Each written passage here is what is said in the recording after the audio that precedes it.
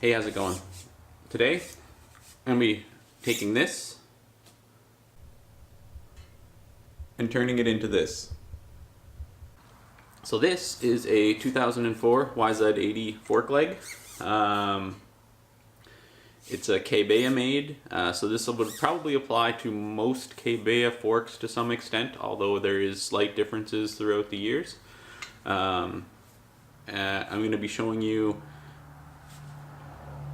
basically how to disassemble this, and then once it's disassembled, showing you where you would want to either cut the tube or put in a spacer to shorten the leg if you wanted to, say, run this in like a supermoto class and you just wanted to shorten the suspension up, or you were swapping the forks onto something else and you just wanted to shorten them.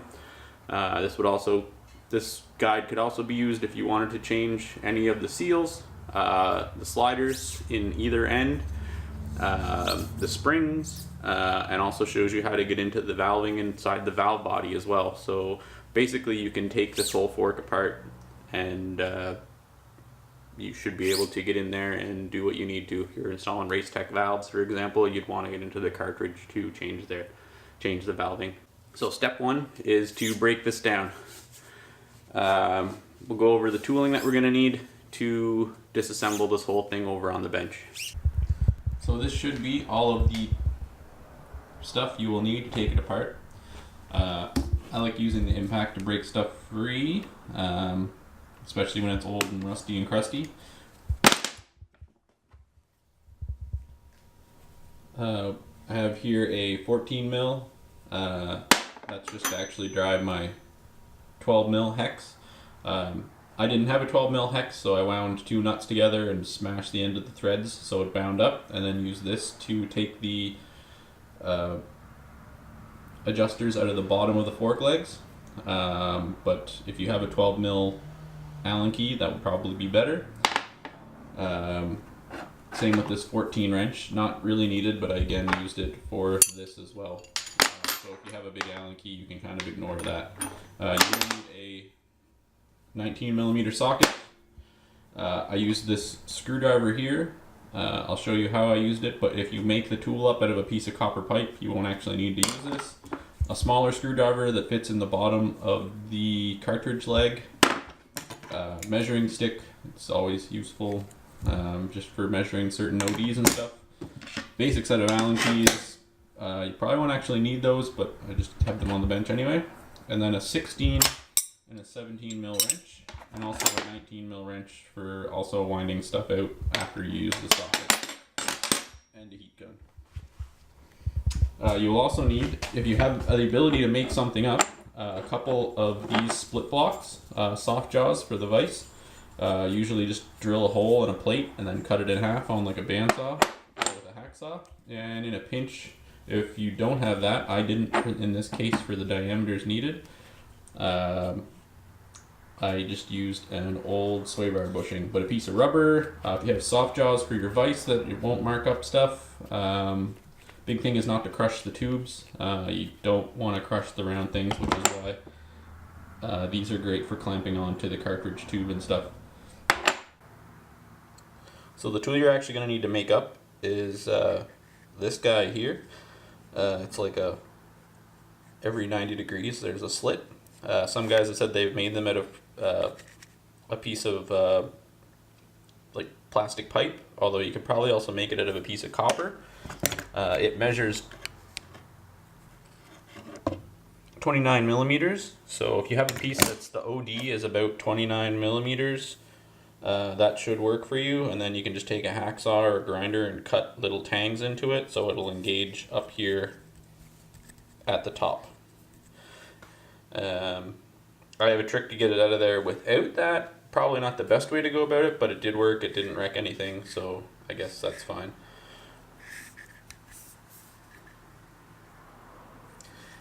And if you also wanted to make a tube clamp to hold onto the cartridge tube itself, that measures about 24 millimeters. So you could also do that as well. Drill a hole in the plate, make one up that's at 29 millimeters and one that's at 24. Just so that you have something, a vise block that you can put in there to clamp onto the tube if you need to. Starting with your fork, remove the top cap. I use the impact to loosen this, but once it's loose, you wind it out.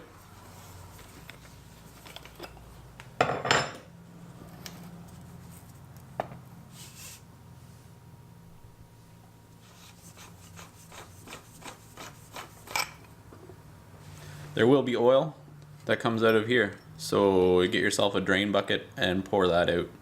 Next step is to remove the top cap and the spring. For that, the 17 and the 16 millimeter wrench. Grab the 16 millimeter wrench. Compress the spring slightly by hand. Stick it into the coils.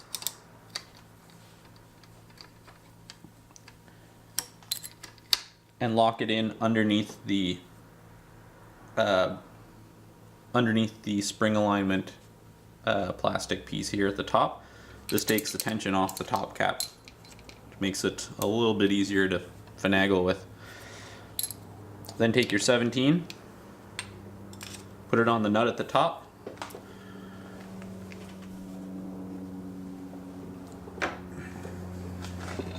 Grab your 19 socket. Give that a burp.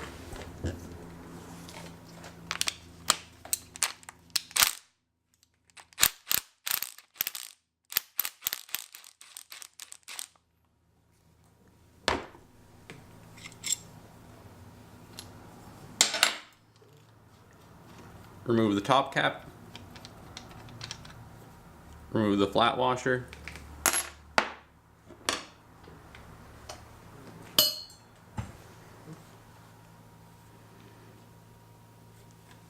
Then carefully preload the spring, pull your wrench out, remove the spring. With the spring removed, carefully remove the dampening rod. It is light aluminum and it will bend very easily, so put it in a safe place. Next you want to remove the spring guide and the top nut.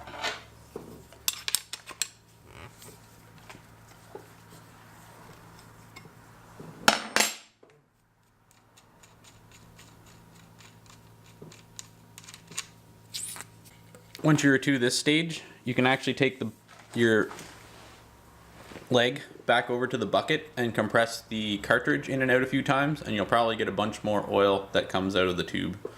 Now, using some sort of picking tool, which I didn't show in the tool list inventory, separate the dust boot here. This one's not actually the seal, it's just a wiper. Side note, these should be periodically removed and cleaned, like pulled down and scraped out on the inside, as dust can collect on them.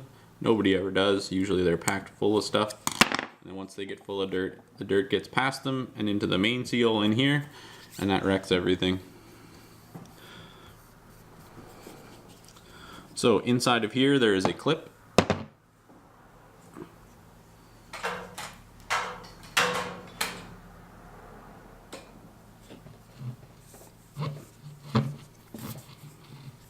There are little spots where you can hook a tool in around the clip.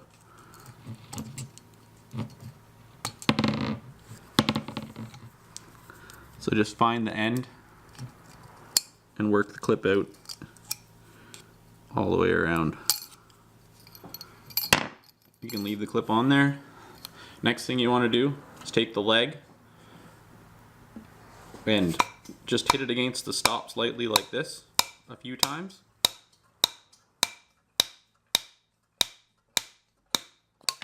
And you will slowly walk the seal and the upper slider out.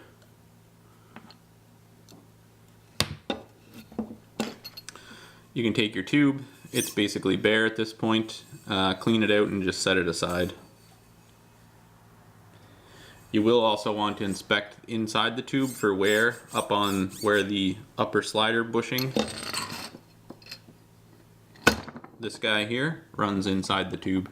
So once you have it clean, just do a visual, make sure you haven't worn through the anodizing and there's not big gouge marks or something from running really badly worn bushings inside. At this point now, you can remove the bushings. find the slit in them, I just take a small flat screwdriver.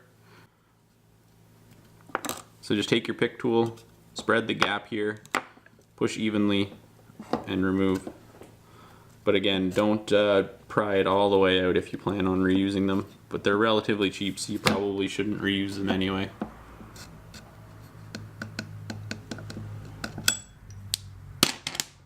Then you can slide off your leg slider as well. This one has a fair bit of wear. And then there is a flat washer, and then the seal. I would always recommend replacing the seals if you come that far, because then you don't have to take the whole fork apart. And then your dust slider. So now the leg is mostly stripped. So the next step is to remove the cartridge from the lower leg. Mine had little rubber plugs I had to pick out of here. But there's an Allen key on these. Some of them may be like a nut. It really depends, but this is threaded into the cartridge tube on the inside. Now, this was where you would normally take your tool if you had a piece of copper pipe and jam it in there, drill a hole in it, put like a screwdriver through it, and turn the cartridge out of the body. I haven't made one of those tools. I couldn't find a piece of pipe the proper size, so I use a little bit more of a brute force and ignorance method, which is to lightly hit the bottom bolt with an impact until it breaks free, and then take your long screwdriver and just put it inside gently and hold the inner cartridge from spinning while you turn this out. So at this point now, you take your long screwdriver and just put it in here just to kind of keep the tube from spinning. And then in this end you can see this has become free. This is now loose. You can turn it, but it'll just continually spin forever, so you gotta hold the cartridge on the inside.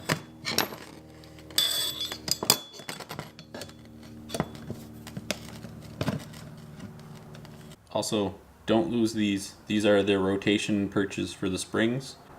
Some guys have said you can just replace them with a flat washer out of a valve kit, like one of the blue larger washers, as long as it's about the same size as the inner diameter of the tube.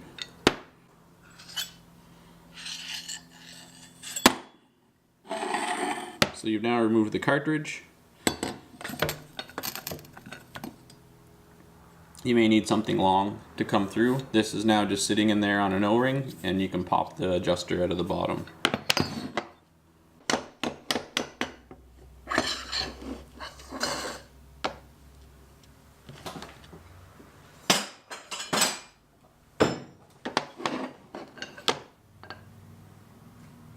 Now you have a bare lower leg. It's completely hollow. You can clean it and set it aside as well. So now we want to remove the seal head from the cartridge body. Again, if you made the tool, you could put the tool on here, take a screwdriver, put it in the slits in the bottom, and try turning it apart. Some guys have mentioned that on some of the models they've taken apart, there's a fair amount of Loctite in there, which would be troublesome. If that's the case, then you're going to want to use your heat gun. Heat it up till it's uncomfortable to touch, but if stuff starts smoking like the seals, you've probably gone too far. Just get it as hot as you can. 250 degrees is all you need to break down Loctite, and it'll start to soften. So if you had a clamp that fit on here, you could clamp it and then using the screwdriver turn it in the vise. I don't have that. Another option you could do is make one that fits on here, but this is very thin wall aluminum, so you have to be very careful you don't crush it. You can't clamp it in a vise. You need to have one of these like specific split bolts. If neither of those, my next go-to is something like this, which is just an old sway bar bushing, or you could use a sheet of rubber, wrap it over top of the seal head. The seal head's a bit more robust than the tube, so it'll take the vise a little bit better, even with a slight uneven clamping. Whereas this, you put that in the vise, you will 100% crush it. There's no way, no how, unless you have one of these blocks. And even with one of these, you'd still have to be fairly careful. Clamping the seal head in the vise, warm it up with the heat gun.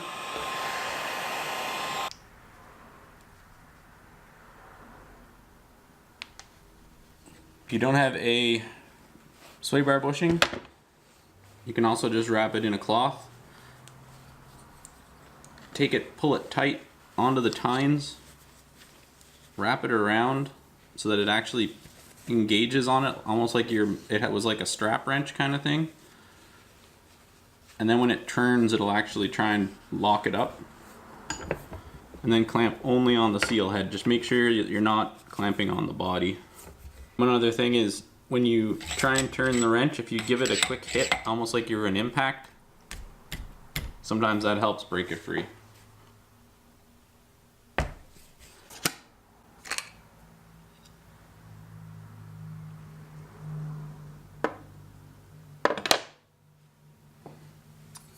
Same deal as the other tubes. You're done with this, clean it out, check inside the tube visually for inspection. To get the shaft and the valve body separated, using an appropriate 10mm soft block, again made similar to this, drill a 10mm hole, split it in half.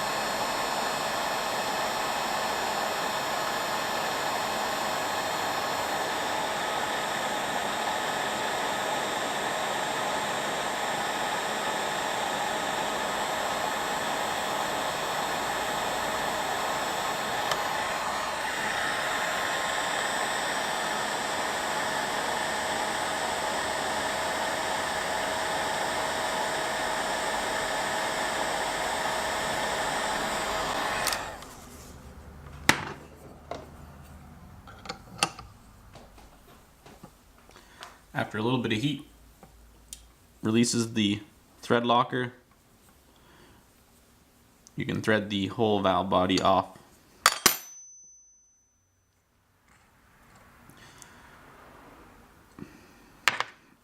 Make note that this piece is, I believe, a plastic, so don't heat it up too much, otherwise you can wreck it. If you want to remove the nut on the end or change the valving, note that this is staked, so you'll need to grind the end of that clean. Once you have this all cleared off, also make note that there is a small valve in there that you don't want to lose with a spring, and that's your clicker from the top. So depending on where you want to take it from here, personally I think what I'm going to do is shorten this shaft from the end, remachine this thread, that inner piece and everything the length that I want, in my case 6 inches up, or 5.5 inches or whatever. The other thing you can do is, when you remove this spring and washer, is I would put another washer of similar diameter on here, and then just add your spacer in underneath it. So this is the top out spring. This essentially tells this where the spring rests. So if you add 4 inches to that, it's going to top out 4 inches lower. So it's actually going to keep the fork lower. And you'll probably have to chop your spring accordingly. And I'll show you, I'll hopefully be able to show you how to properly chop the end off of the spring as well and refurl the end so that it's flat. I just got to get some gear here to do so, but it's not super difficult to do by any means. If you have a torch and some type of like sanding grinder thing, you can do it pretty easily, at least crudely anyway. So that is how you where and how you add the lowering pieces onto these forks. You could also remove this, move it down, and then shorten this end, which may or may not be easier, but it's pretty much half and half. Basically this shaft has to somehow get shorter, or the position of this spring has. But I hope that's been informative. I haven't seen a video like this on, I mean there's videos, generic videos like this on the net, but I haven't seen one specifically for the YZ85. And I know there's a few guys around that use these things as supermoto bikes. So might be useful for some of you guys and just in general for maintenance and stuff to get the whole thing apart. But that's it for me. Next video I might show the 2 methods of manufacturing. I'll show one of each. I'll show both the little spacer tube and the other one I will show will just be machining the end. But thanks for watching. Until next time, take care.